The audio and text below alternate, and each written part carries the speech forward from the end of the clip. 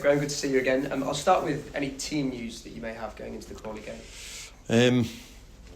No, everyone that was in the squad for the last game sort of trained today. We had a sort of split squad train because obviously some have played 4 games in 8 days and others haven't played at all. So there was a bit of a mix and match for the training squad, but there's no additions or anyone going out of it. So it'll be a similar squad. What's the latest on Lewis Richards' situation? I think he's planning on being out on the grass next week. I spoke to him today. He said he feels a lot better than he did previous. We just talked about the management of his condition to be able to put 40 and 50 games a season together. So he's well aware of that. That's his ambition. So he's really frustrated because he's playing well. He's in the team, and but that's why professionals have to be professional, so you don't drop out. Yeah, I'm not suggesting he didn't do anything in that, but little niggles and stuff, I think you can help yourself. So he's itching to get back.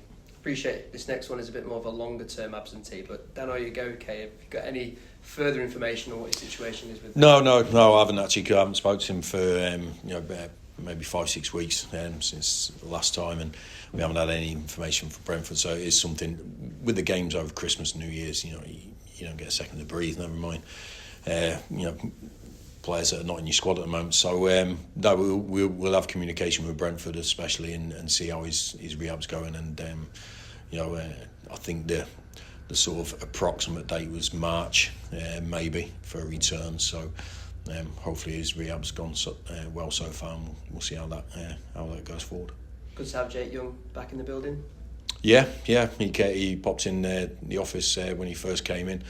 And we had a good chat about his spell there, about what we're doing here, and then we just cracked on with the training day. So he was in a different group as well, because obviously he's played a lot of games. So we'll see him more on the grass tomorrow, which will be good. And it's for me, it's like signing a new player, without paying any money. So happy days. Is he in contention for Saturday? If he trains tomorrow, we're just going to assess him. He's had a little niggle, but nothing too major. He's had it for a few games, but he's played all the 90 minutes there for the last few games. So, but it's just making sure whichever team we put out, it always has to be a fully fit one and a team that can commit to 90-95 minutes. We don't take too many risks with players here. We obviously learned this week that Chisholm Afoka has returned to parent club Aston Villa. I just wondered whether that would be a similar situation for Rayan Tulloch, who of course is on loan from West Brom. Yeah, potentially. I think the scenario for both those guys has been a really difficult one. I think they were part of a squad that was too big, and they found themselves not playing, and I had to sort of focus on getting results first and foremost, and so there was a part, one eye looking at the future for me, and sort of trying to select as much as I could players that were invested in the long term for future of Bradford City. I know we've still got a couple of loans who, obviously JT's doing exceptionally well in the team anyway, but we didn't, a little bit with those guys, and then the change of shape sort of took them out of the selection process a little bit. But I spoke to Aston Villa about Chiz, and he handled himself really well, and he's trained well. He was still fully committed, so every credit to him. And we're just having discussions with Ray now about potential return as well. Just on John Tompkinson, I don't know if we ever cleared this up, but in regards to his loan deal, did Norwich have a recall clause in that? But we've already spoke to Norwich. They have no intention of doing that. They're really happy that he's playing. He's in the team. He's getting the experience they wanted him to potentially get. And JT's really enjoying it. I haven't spoke to him personally about it. I think he's in the team. When I spoke to him when he wasn't in the team, his just ambition was to play as many games this season. Now he's in the team. The challenge is for him to keep the shirt. But for me, as well as a few other players, he's playing exceptionally well. Is the loan market something you'll look to utilise this window? Not initially for me. I prefer to have players that that, like I say, they're investing in our future, not just coming. I'm not going to say their own reasons just to play games, but I always feel if you have have motivation, you have an ambition as a team, as a club, and the players need to buy into that. And if the ambition is playing at a higher level, they're not going to be part of it. That's just it's not a specific thing, because every character and person is different, and people don't need that. But it's just a feeling I have, really. But I think the loan market is a valuable market, and it's certainly one that we can get good players. Obviously, JT's a fine example of that. So we'll just see how January progresses. But we're not looking at a lot of business incoming anyway. So if we can bring any players in, if we can bring them in, they're our player, then I'd much prefer that. But that's not ruling out the loan. I suppose you've probably answered my next question, but just for the sake of absolute clarification, is it a case of players will need to leave before you assess any incomings this window? No. The need to leave is not is not how we see it. I think it's just there's players that are not getting opportunities to play football. There's lots of clubs that want players, and want to turn squads around and so forth. So I just think it's difficult managing 26, 27 players. Even in 11v11s, you 4 or 5 missing out on that. It's not a good scenario for anybody. I think it's not healthy. But if that's the case at the end of January and that's the numbers, then that's the numbers. We can't force people out. We don't want to be put in that position or put anyone in that position. But if we need to bring in a player or two to improve us, then we will try and do that without a doubt. But there's obviously budget constraints as well. That's the scenario at most clubs, and we're no different. Have you ever had to deal with this kind of situation from a recruitment perspective in your managerial career before, trimming down a squad that's as big as it is? Yeah. Had it at Fleetwood in my first job, and then Motherwell in my last one when I got there, and that was in January. Right at the start of January, I think there was about 40 players. So this is a piece of cake, to be fair. But they'd had a lot of injuries, they had a lot of loans in and stuff like that, and it was just that was a crazy scenario. So we didn't get it down to the levels we'd hoped, but we did manage it quite well to do that. So I know what a healthy squad looks like. I know what one that is efficient and works well, what it looks like, and we're trying to get to that number. But like I say, we have a lot of experience in the coaching staff. But that was an extreme one, really, to be fair. I've asked you this question on numerous occasions before, but I'll keep asking it in terms of whether that picture is becoming clearer for you on who you'd like to stay within the core group and who it is that may leave this window. Look, I think to be fair, the way the teams have been playing, I'm really happy with the lads who have been starting and playing the games that we've played so far. There's other players that haven't been selected, and there's a change of shape. And those lads playing positions really that it's difficult for them to break into because they don't play in the positions that we're using at the moment. So I think that would be an obvious one without sort of going this player. I'm never going to do that. And I've had a chat with one of those players to see if he can adapt to how we're playing as well. So it's I want as many good players as we can have, but I also want players to come in training with the hope of being involved on a Saturday. If that hope is gone, then it's not a good scenario for people, and I want to avoid that at all costs if I can. So we'll see. And obviously, if players are leaving, you need other clubs to want them. That's a reality. So we'll see how January goes. Honestly, I wish I had a crystal ball to see how it will go. But there's always curveballs thrown in there, incoming and outgoing sometimes. Do you like the challenge of the window, or would you rather just not have it at all? Yeah, I'd rather it just be how it used to be. To be fair, I think it creates a panic and a drama over simple transactions and things that need to happen. I think I think it's a difficult month to manage. Certainly when players are not playing, and so But it's the way it is. So what I've always tried to do in life is, whatever the scenario is, try and manage it the best way it is, instead of moaning and wishing it was a different way.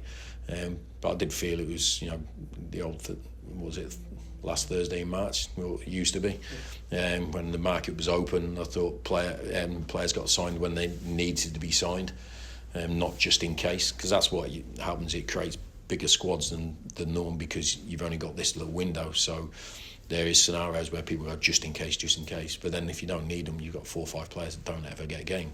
It's not good for the players either. I don't believe so. But it is what it is, and we'll crack on. In terms of the football, just reflecting on how things went at Crewe, I know after the game you were very, very straightforward in the sense that you felt that your team should have won that game. I mean, do you still harness that feeling that was a game that the way the performance went, that you should have won that? Yeah, I do. Yeah. I try to be honest as much as I can, and sometimes you can get things wrong by straight after a game, and then you assess it and think, but I've assessed it, all the data and all that sort of stuff, but my own eyes tell me that we should have won that game on all the other things. But you have to score more than the opponent. I know that better than anybody else. It's one thing that we always try to sort of keep it clear with our players' minds that, listen, whatever happens, we have to score more than the opponent. We didn't do that. So, and there's things in there we could control better. The penalty was down to us, and then there was opportunities at the end where we could have done better. So our general play for 95% was a winning performance, but the 5% was the biggest difference in the scoreline, and that's what cost us the game. But the performance of the players was bang on. The output, the physical output, the tactical understanding, the press, the chances we created, but we just couldn't get over the line. And sometimes that can happen, but we just got to make sure that the players understand what we did well, and we keep repeating that, and they have been doing, and that's why we've had a pretty consistent run of performances and results. And you talk about the physical output that the players have put in over a congested period, like it has been over the festive period. Are you a manager that is big on the numbers that come back to you, or are you instinctively looking more about what you can see with your own 2 eyes? A bit of both. I think it's my eyes, my experience. I'm seeing the game. I know when a player should be sprinting, should be covering, should be pressing. So I don't need a laptop or an iPad to tell me that. But there's players that will go under the radar a little bit in those specific moments, and you just want to. When you analyse the game, and we do this when we win, we just have a look at the physical output of the team as a general, and then individuals within it, because we know it can be an indication of a potential lack of performance in the future. And if we can arrest it before it becomes that's great. Or it might lead to a player having an issue that he's not reported, or and stuff like that. So we have a look at all that sort of stuff, but it doesn't make my mind up on whether a player played well or not. No, 100%. There's a lot of other stuff that goes into a game of football, but listen, if you want to be a successful team, you have to be fit, and you have to be motivated, and you have to commit to all the actions, and that's what my team did on the last game. And more generally, how much importance do you put on set piece training and set piece situations in games? As much as we do with anything else, with our defensive phase, our attacking phase, our switches of play, all that sort of thing. Set plays are massive at every level of football. Even World Cups and European Championships are decided on set pieces sometimes. So it's a big part of the game, because it can be the icebreaker in a game, which can tip it your way, or it could be a last minute winner, this, that, the other. So yeah, we practice them. I wouldn't say any more than other teams. I can tell you what other teams do. You know what I mean? But we've been pretty consistent over the last 10 years as a manager that we've always practiced them. We've always worked on ways of maximising the abilities that we have, and I think we've had a real threat from our set piece, and I think been relatively strong in our defensive phases as well. So yeah, we work a lot. Yeah. And just finally, just looking ahead to Crawley, them as opponents, what kind of game do you expect? Really expansive team that a lot of rotations. They want to pass the ball through the team and around you, and give you problems with their movements. So good team, good manager, and so it'll be a tough game. I think we've seen that week in, week out. There's no gimmies. but you know, I'm going to repeat myself, you know, because I do. It's about what we provide into the game. You know, I think that's stood us in good stead for the last 8 or 9 games. I think the players have been really clear in what's expected of them. I think they go out to the game with clarity. I think it's allowed them to play at their best level. Their best level so far. I still think there's another gear for us to go to. But the players are well aware of what we need to put in place, both in and out of possession, before we focus on any opponent. And when we do that, when we have full confidence in our game, I think that brings out the best performances, and that's showing true respect to every opponent we play. Thanks, Graham. Okay. Obviously, a lot's made of how busy the Christmas period is, but it doesn't get any easier over the next couple of weeks. So how much do you look ahead and think that's what we've got coming up, but now is the game we've got to concentrate on? How do you balance those two things? I focus on the game in front, because you might say, oh, we'll play this team here and that team there, but you might lose 3 or 4 of those players in that game, and then you're panicking and all that lot. So we take it, and we work in a way where we can work quite quickly, you know, and have a debrief and a pre-game plan within 48 hours for the 2 games. You know, and we've got good analysts here that are already, you know, sort of preparing the work for us to see. But I won't look at anything until we've played the next opponent. It's I don't want anything muddy in the waters and taking away our focus. Certainly mine. If I'm not focused on the next game, then I can't expect my team to do that. So we're fully focused on this game only. We're aware of the programme and the schedule, so we take that into consideration with our training schedule, but not our pre-match planning. It's only on the next game. Presumably, though, it's something you can use for the players who aren't playing, saying there could be injuries, there could be suspensions. More chances are going to come. Yeah. We sort of we speak about that all the time. We don't specifically identify one particular game, but we sort of bring up experience of players that have just had to be ready to, you know, I think to jump into the team. Liam Ridehouse is an example of that. You know, he came off injured in our first game and then hasn't played for maybe 2 months. Then Lewis drops out and we put him straight in, and he has to go straight into games because the way he trains, the way he looks after himself, he's ready. You know, and I'm not having to then put another person in because he's not ready. You know, that's the thing. So all the players have to be ready. That's their professional sort of responsibility. You know, you get paid a decent amount of money to be prepared physically and mentally and train well, and when your opportunity comes, be ready to take it, because if you play well and the team does well, you keep your shirt, and that's got to be the target for every player. So but we work in a way, we don't ignore the players that are not playing. We work them hard, we work them properly, you know, and it's for their own benefits. You know, we don't want them coming out in the team, going back out and then blaming us because they haven't trained hard enough. We train them at a sufficient level where the physicality and the physical side of it won't be an issue for them. It's just down to them to perform to the right level. So, you know, hopefully over time they'll all learn that and understand that. You need examples really to justify that. But I think we've had a couple of those in recent weeks to be good examples for the rest of the squad. Cheers. Good luck. Okay. So Graham, obviously going back to Jake Young, I mean, you sort of said you're not, the club haven't brought him back to try and sell him, but I mean, obviously January being January, everyone's sort of got a price tag on their head during this month. I mean, has there been any interest from other clubs in him since he's come back? I think Ryan's had a couple of inquiries, very lukewarm sort of inquiries. Nothing specific, nothing concrete or anything like that. But you know, I'd have been surprised if we didn't. You know, when someone has scored 16 league goals, you know, and in 4 months, it'd be unusual for there not to be interest in that particular player. So, but the scenario is still the same. We're not looking to sell anybody like that.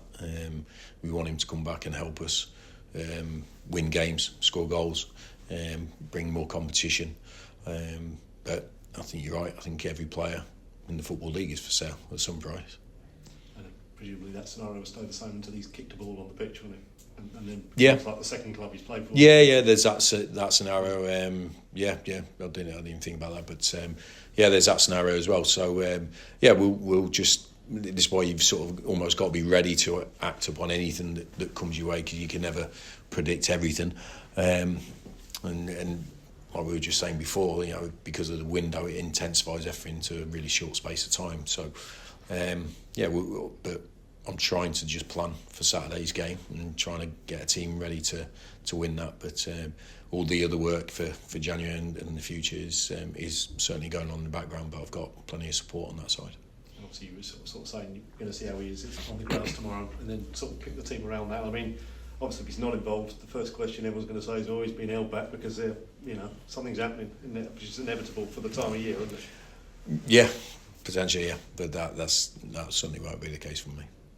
And in terms of obviously talking about Crawley, manager to manager, I mean, Scott Lindsay, I think it's about a year since he came in there. It's anniversary coming up. I mean, when you look at where he's sort of taken Crawley from and the fact that he's virtually rebuilt the squad, he's done a decent job, hasn't he? He has. I know Scott well. Played with him 30 years ago on the youth team at Scunthorpe United. So and spoke to him when he got the job as well. So he's done a great job there. And obviously played against him earlier on when I was at MK as well. So.